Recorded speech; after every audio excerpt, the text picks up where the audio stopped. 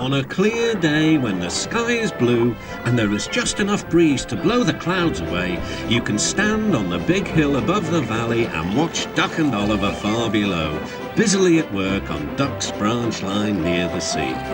The two engines are very proud of their matching coats of gleaming colour. Oliver often talks about the time that Douglas saved him from scrap. If it wasn't for his help, Oliver will say, I might have been caught when I ran away from the scrapyard, and I would never have come to live here on the Fat Controller's railway. The other engines all wanted to know about Oliver's adventures. Amazing, remarked Henry. Oliver, said James, has resource. And sagacity, put in Gordon. What does that mean? Whispered Percy. I think, replied Thomas, it's about being clever and wise. He is, finished Gordon, an example to us all. I'm sorry to say that Oliver became very puffed up in the smoke box. Henry says I'm amazing. He's right. He whistled as he swooshed along the line.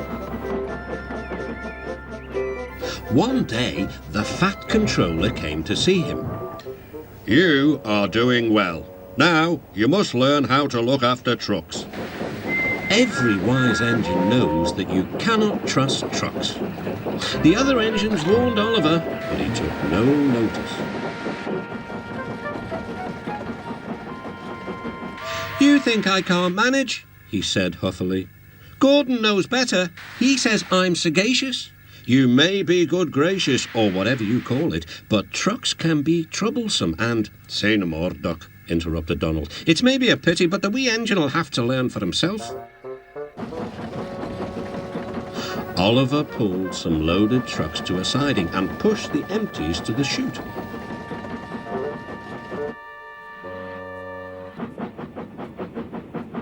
Then he came back to take the loaded trucks away. They were comfortable and didn't want to move. What right has he to poke his funnel in here? They grumbled. We want Duck, or Donald, or Douglas. Look sharp, puffed Oliver.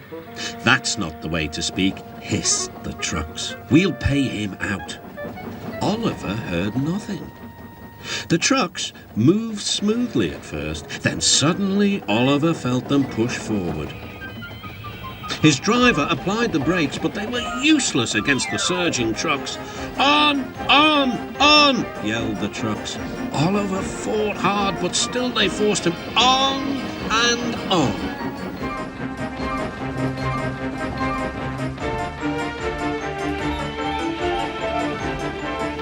At last the trucks grew tired. I'm winning, gasped Oliver. But it was too late.